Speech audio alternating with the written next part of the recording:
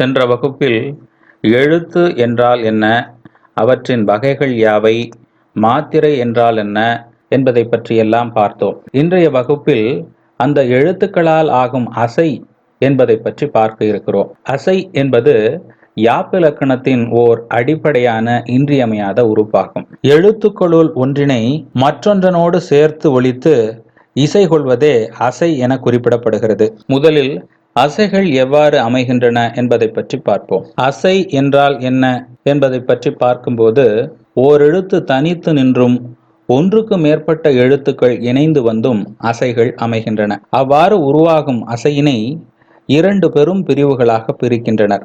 ஒன்று இயலசை, மற்றொன்று உரியசை. இப்பொழுது இயலசை என்றால் என்ன என்பதை பற்றி பார்ப்போம்.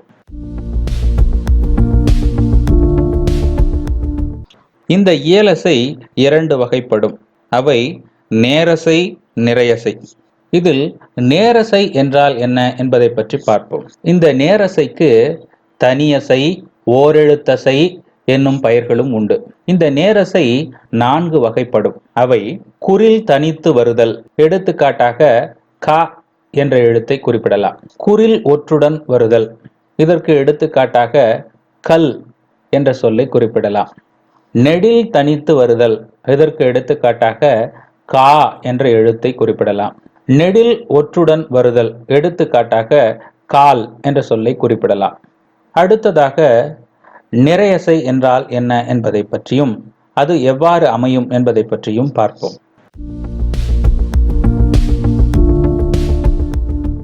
நிறையசையை இணையசை, ஈரெழுத்தசை என்னும் பெயர்களாலும் வழங்குவர்.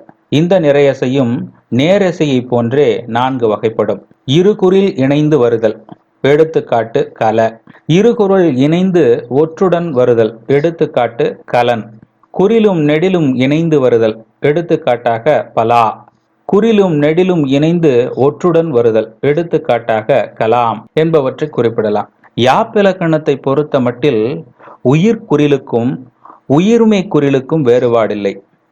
அவ்வாறே உயிர் நெடிலுக்கும் உயிர்மை நெடிலுக்கும் வேறுபாடில்லை என்பதை எப்பொழுதும் மனதில் கொள்ளுதல் வேண்டும்.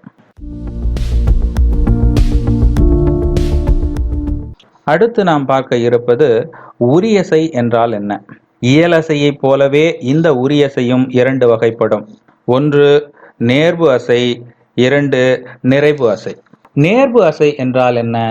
அதாவது மேலே கூறிய நேரசை நான்கனுள் முதல் வகை, அதாவது குறில் தனித்து வருதல் என்பதை தவிர்த்த ஏனைய மூன்றும் குற்றுகுரமோ முற்றுகுரமோ பெற்றுவரின் அவை நேர்வு அசைகள் என குறிப்பிடப்படும்.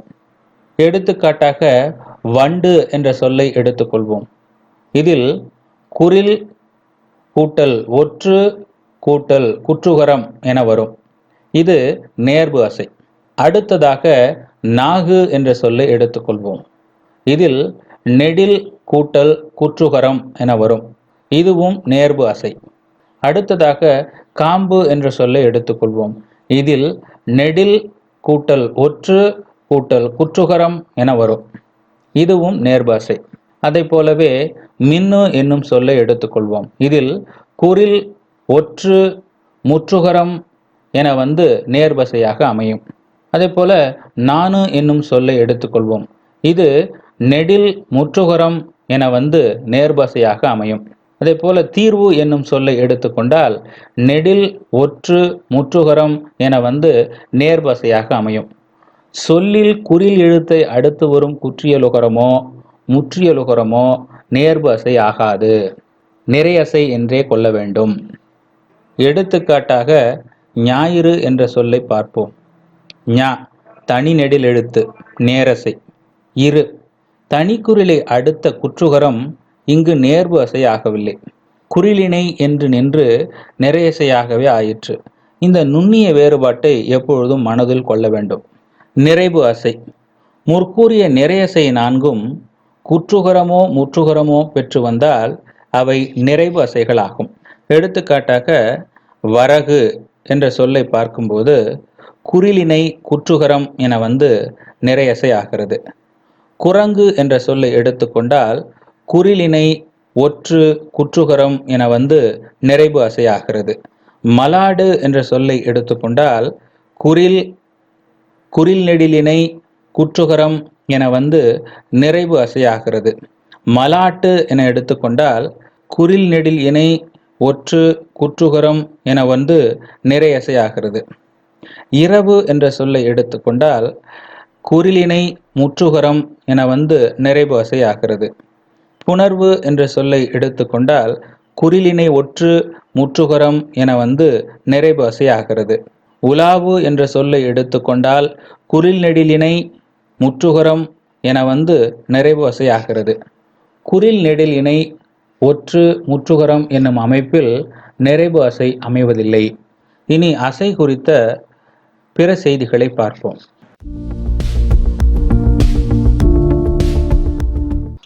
ஒரு சொல்லின் முதலில் நிற்கும் குறிலெழுத்தை தனியாக கொண்டு அசையை கணக்கிடுதல் கூடாது. எடுத்துக்காட்டு வழங்கான் என்ற சொல்லை பார்ப்போம். இதனை வழங் கூட்டல் கான் என்றே அசை பிரிக்க வேண்டும். வழங் அதாவது குறிலினை கூட்டல் ஒற்று நிறையசை என வர வேண்டும். கான் நெடில் கூட்டல் ஒற்று நேரசை என்று பிரிக்க வேண்டும். அவ்வாறின்றி மொழி முதல் நின்ற குறிலெழுத்தை தனித்து பிரித்து அசை கொள்ளுவது தவறாகும். அவ்வாறு அசை பிரிப்போமேயானால் வா கூட்டல் ழங் கூட்டல் கான் என வந்து யாப்பு பிழைபடும். ஒரு சொல்லின் முதற்கண் நின்ற குற்றெழுத்தை தனித்து பிரித்து அசையை கணக்கிடுதல் கூடாது என்று மேலே கண்டோம். ஆனால் விதிவிலக்காக அவ்வாறு கணக்கிடும் இடங்களும் உண்டு என்பதையும் நீங்கள் அறிந்து கொள்ளுதல் வேண்டும். அத்தகைய இடங்கள் எவை என்பதை பற்றி இனி பார்ப்போம். அத்தகைய இடங்கள் குறிப்பு, ஏவல், தற்சுட்டு என்பனவாகும். குறிப்பே ஏவல் தற்சுட்டு அல்வழி தனிக்குறள் மொழி முதல் தனியசை இலவே என்பது யாப்பருங்கலம். இம்மூன்று இடங்களிலும் சொல்லின் முதலில் நிற்கும் குற்றெழுத்தானது விட்டிசை தோன்ற தனித்து ஒலிக்குமாதலால் அக்குற்றெழுத்து தொடர்ந்து வரும் பிற எழுத்துக்களோடு சேராமல் தனி நின்று நேரசை என்றாகும். இவ்வாறு விட்டிசை தோன்ற ஒலிக்கும் மொழி முதல் குறில் தனித்து நின்று நேரசையாகும் மூன்று இடங்களான குறிப்பு, ஏவல், தற்சுட்டு என்பவற்றை பற்றி இனி விரிவாக காண்போம். முதலில் குறிப்பு பொருளில் வரும்பொழுது எவ்வாறு அசையை கணக்கிட வேண்டும் என்பதை பற்றி பார்ப்போம். வழங்கான் பொருள் காத்திருப்பானேல் ஆ இழந்தானென்று எண்ணப்படும். ஆ ஆ இரக்கத்தை உணர்த்தும் குறிப்பு. இங்கு ஆ என்பதனை குறில் நெடில் இணையாய் கொண்டு நிறையசை என்று அசை பிரித்தல் பிழையாகும்.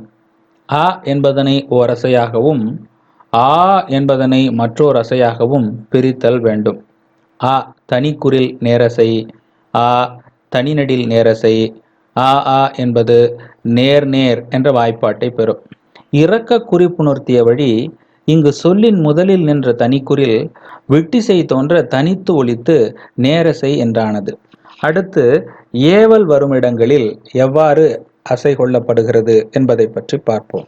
முன்னிலை இடத்தில் இதை செய் என்னும் பொருளில் போ, வா, எழுது, படி என்னுமாறு வரும் வினைகள் முன்னிலை ஏவல் வினைமுற்றுக்கள் என்று வழங்கப்படும்.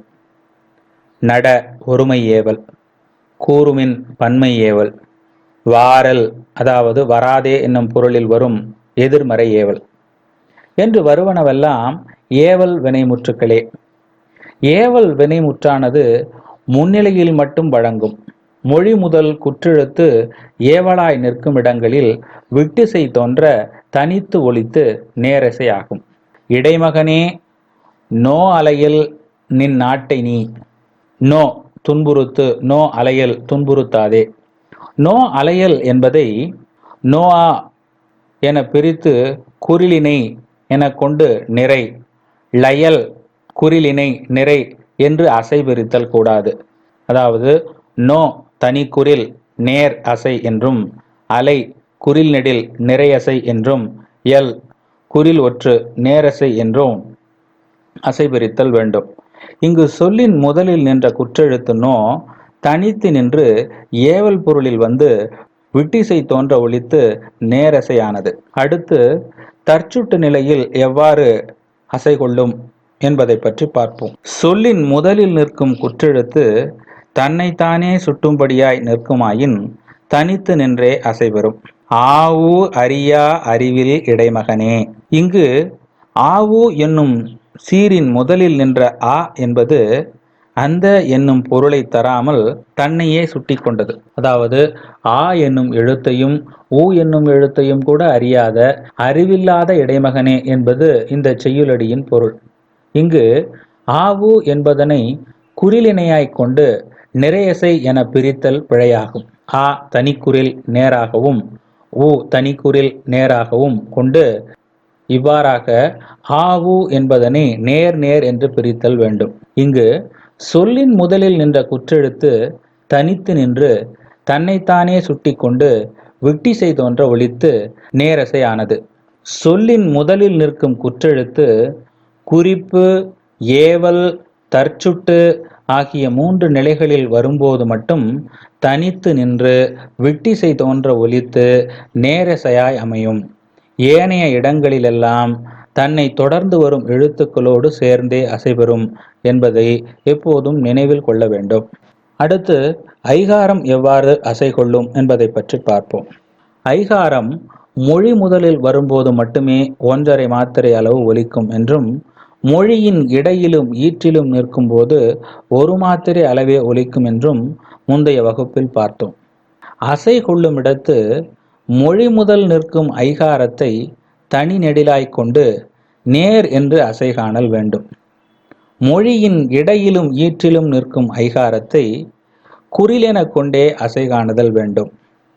எடுத்துக்காட்டாக பையுள் மாலை பழுமரம் படரிய என்ற செய்யுளடியில் பையுள் என்ற சீரின் முதலில் நின்ற ஐகாரம் தனித்து நின்று அலகு பெற்று நேரசையானது. பையுள் பை தனிநெடில் நேர், யுள் குறில் ஒற்று நேர். பையுள் என்பது நேர் நேர் என அசை கொண்டது. அடுத்ததாக ஐகாரம் இடையில் வருவதற்கான எடுத்துக்காட்டை பார்ப்போம். தன்னையரும் காணத் தளர்ந்து என்ற செய்யுளடியில் வரும் தன்னையரும் என்ற சீரை எடுத்துக்கொள்வோம்.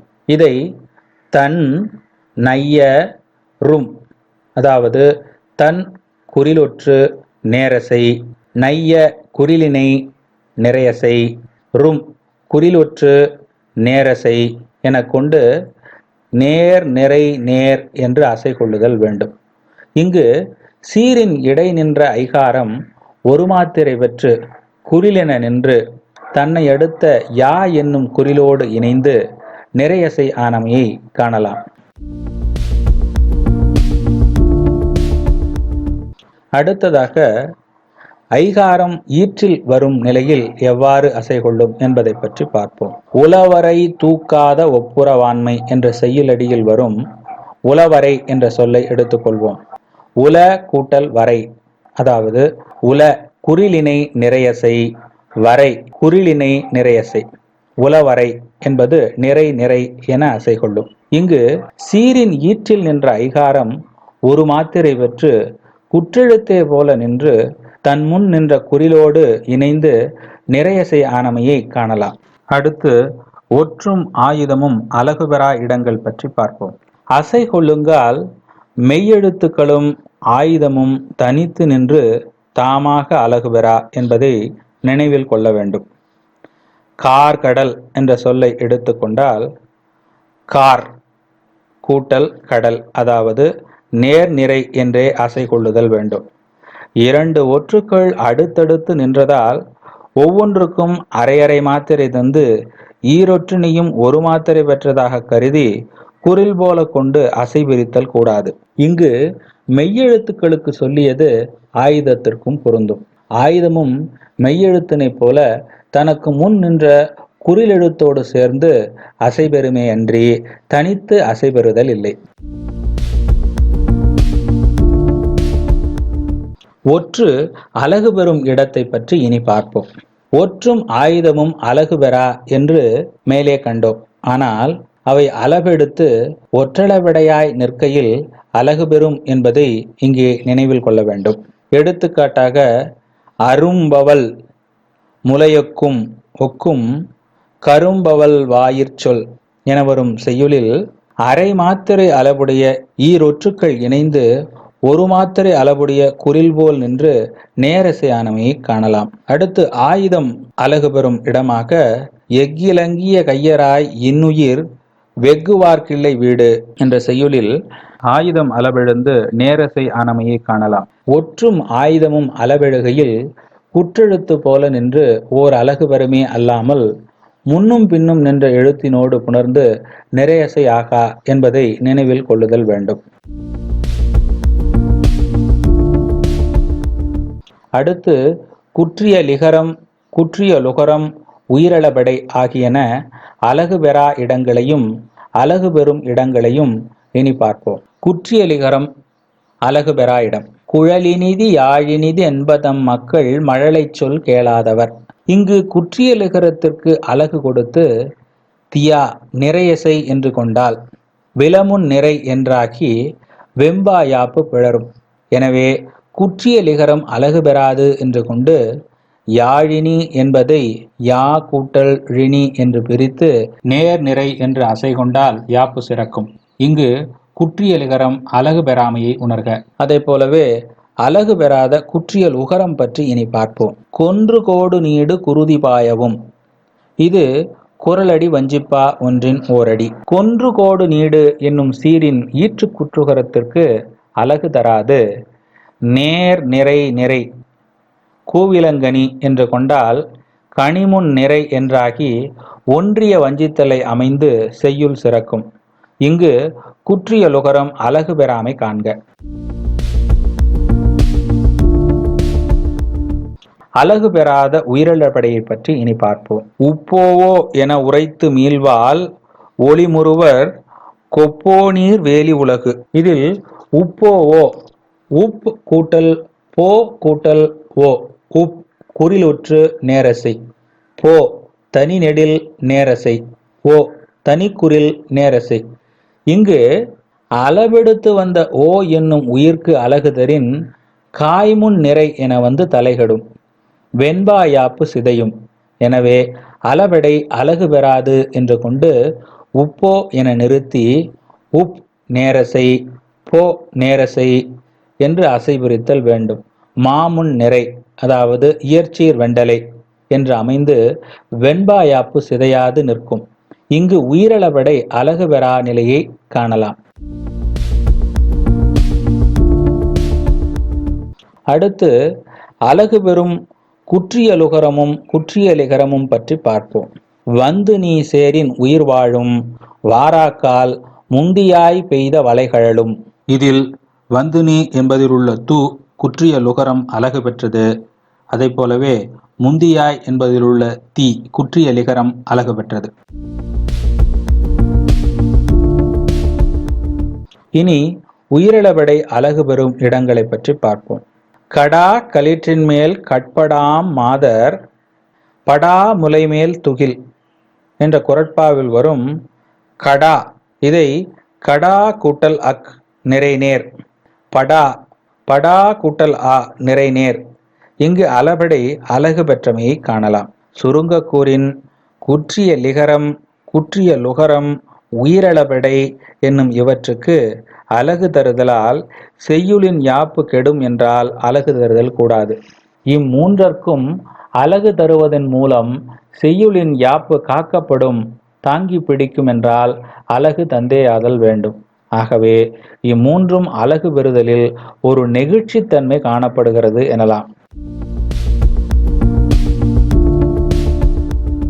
இதுவரை பேசப்பட்ட அசை குறித்த செய்திகளை தொகுத்து காணும்போது சீரின் முதலில் வரும் குறில் எழுத்தை தனி அசையாக கொள்ளுதல் கூடாது. தொடர்ந்து வரும் மெய் குறில் நெடில் போன்றவற்றை அதனோடு சேர்த்தே அசை பிரித்தல் வேண்டும். மெய்யெழுத்துக்கள் தனியே அலகு பெறாது. ஒரு சீரில் ஒரு மெய்யெழுத்து வரினும் இரு மெய்யெழுத்து வரினும் அவை தமக்கு முன்னுள்ள எழுத்துக்களோடு சேர்ந்தே அலகு பெறும். அசை பிரிக்கும் போது சீரைத்தான் கவனத்தில் கொள்ள வேண்டுமே தவிர பொருளை பற்றி கவலைப்படுதல் கூடாது. எடுத்துக்காட்டாக பெண்ணின் பெருந்தக்க யாவுல கற்பென்னும் திண்மையுன் டாக பெறின், திண்மையுன் என்பதை ஒரு சீராகவும் டாக என்பதை ஒரு சீராகவும் கொள்ள வேண்டும். பொருள் உணர்ச்சியோடு பிரித்தோமானால் திண்மை ஒரு சீராகவும் உண்டாக ஒரு சீராகவும் பிரிக்க நேரும். அவ்வாறு பிரித்தல் மாமுன் நேர் என்று நின்று வெண்பாயாப்பு பிழைபடும். எனவே அசை பிரிக்கும் போது பொருள் உணர்ச்சியை கருத்தில் கொள்ளுதல் கூடாது. ஒரு சீரில் உள்ள எழுத்துக்களையே அசையாக பிரிக்க வேண்டும். அடுத்த சீரின் எழுத்துக்களை சேர்த்து பிரித்தல் கூடாது. சொல்லும் வா எல்லாம் செயல். இச்செய்யுள் அடியில் சொல்லும் வா என்பது ஒரு சீர். சொல் கூட்டல் லும் கூட்டல் வா, அதாவது நேர் நேர் நேர். அடுத்து எல்லாம் ஒரு சீர். எல் கூட்டல் லாம், நேர் நேர். இவ்வாறு பிரித்தால்தான் யாப்பு பொருந்தி வரும். முதற் சீரில் உள்ள வா என்னும் எழுத்தை அடுத்த சீரில் உள்ள எல்லாம் என்பதோடு சேர்த்து வாயெல்லாம் என்று கொண்டு நேர் நேர் நேர் என்று பிரிப்பின் யாப்பு பிழைபட்டு போகும். ஒரு சீரில் மெய்யெழுத்து வருமானால் அம்மெய்யெழுத்தோடு ஓர் அசை நிறைவு பெற்றுவிடும்.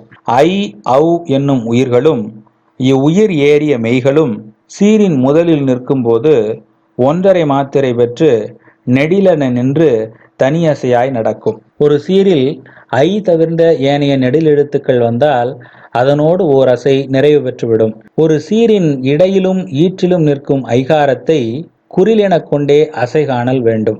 ஒற்று எழுத்துக்களை நீக்கி பார்த்தால் நேரசை ஓர் எழுத்தையும் நிறையசை ஈரெழுத்துக்களையும் பெற்று வரும் என்று பொதுவாக நினைவில் கொள்ளலாம். இதன் காரணமாகவே நேரசையை ஓரெழுத்தசை என்றும் நிறையசையை ஈரெழுத்தசை என்றும் குறிப்பிடுகின்றனர்.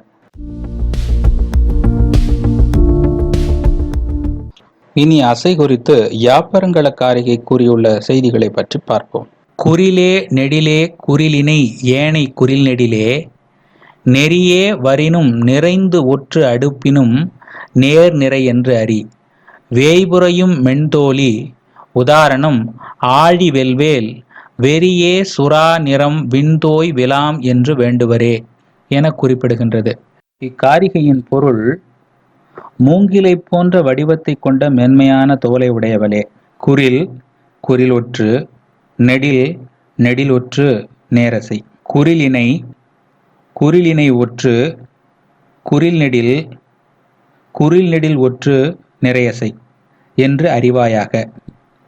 இவற்றிற்கு முறையே ஆழி வெல் வேல் வெறி சுறா நிறம் விண்ணை தொடுகின்ற விலாம் என்னும் எட்டையும் எடுத்துக்காட்டுகளாக கூறுவர் புலவர் என்பது பொருளாகும். அதாவது நேரசை குற்றெழுத்து தனித்து வருதல், நெட்டெழுத்து தனித்து வருதல், குற்றெழுத்து ஒற்று பெற்று வருதல், நெட்டெழுத்து ஒற்று பெற்று வருதல் என்னும் 4 தன்மையால் அமையும். நிறையசை குறில் இணைந்து வருதல், குறில் நெடில் இணைந்து வருதல், குறில் இணைந்து ஒற்று பெற்று வருதல், குறில் நெடில் இணைந்து ஒற்று பெற்று வருதல் என்னும் 4 தன்மையால் அமையும். இதையே அந்த காரிகை விளக்குகிறது. யாப்பருங்கலக்காரிகை மேற்குறித்த நேரிசை 4 வந்த செய்யுளுக்கு உதாரணமாக போது சாந்தம் பொற்ப ஏந்தி ஆதிநாதர் சேர்வோர் சோதி வானம் துண்ணுவாரே என்ற நேரிசை ஆசிரியப்பாவினை குறிப்பிடுகின்றது. இந்நேரிசை ஆசிரியப்பாவிற்கு மலர்களையும் சந்தனத்தையும் பொலிவு பெற ஏந்தி சென்று அருகதேவனை தொழுவர். அவ்வாறு செய்வோர் ஒளிவுருந்திய முத்தி உலகத்தை அடைவர் என்பதாகும். இப்பாவினை அலகிட்டு பார்க்கும்போது போது சாந்தம் என்ற சீர்களை நாம் பிரிக்கும்போது போ தனிநெடில் நேரசை, து தனிக்குறில் நேரசை, சான் அதாவது நெடில் ஒற்று நேரசை, தம் குறில் ஒற்று நேரசை. இவ்வாறு நேரசை 4 வந்திருப்பதை இந்த செய்யுளின் வழி நினைவில் வைத்துக் கொள்ளலாம். இதை போலவே நிறையசை 4 வந்த செய்யுளுக்கு உதாரணமாக அணிநிழல் அசோகமர்ந்து அருள் நெறி நடாத்திய மணிதிகள் அவிர்ஒளி வரதனை பணிபவர் பவனணி பரிசறுப்பவரே என்ற நேரிசை ஆசிரியப்பாவினை யாப்பருங்கலக்காரிகை குறிப்பிடுகின்றது. இப்பாவிற்கு நீலமணி போலும் ஒளிவீசும் திருமேனியை உடையவன் அருகதேவன். அவன் அசோக மரத்தின் அழகிய நிழலின் கீழிருந்து நன்னெறியை அருளியவன். அவனுடைய திருவடிகளை வணங்குபவர் மீண்டும் பிறவா பெருநெறியாகிய முத்தி உலகத்தைச் சேர்வர் என்பது பொருளாகும். இப்பாடலில் அணி நிழல் அசோகமர்ந்து அருள் நெறி நடாத்திய என்ற அடியில் வரும் சீர்களை நாம் அலகிட்டு பார்க்கும்போது அணி நிழல், அணி இரு குறில், அதாவது குறில் இணை என்று சொல்லக்கூடியது. அடுத்து அசோகமர்ந்து என்று வரக்கூடியவற்றுள் லசோ, அதாவது குறில் நெடில், கமர் இரு குறில் ஒற்று, அதாவது குறிலினை ஒற்று. அடுத்தது நடாத்திய குறில் நெடில் ஒற்று என்கிற இந்த நான்கும் இச்செய்யுளில் பயின்று வந்துள்ளதை யாப்பருங்கலக்காரிகை உதாரணமாக குறிப்பிடுகிறது. இன்றைய வகுப்பில் எழுத்துக்கள் எவ்வாறு ஒன்றினை ஒன்று சேர்ந்து அசை கொள்ளும் என்பதை பற்றி பார்த்தோம். அடுத்த வகுப்பில் சீர்களை பற்றி பார்ப்போம். நன்றி, வணக்கம்.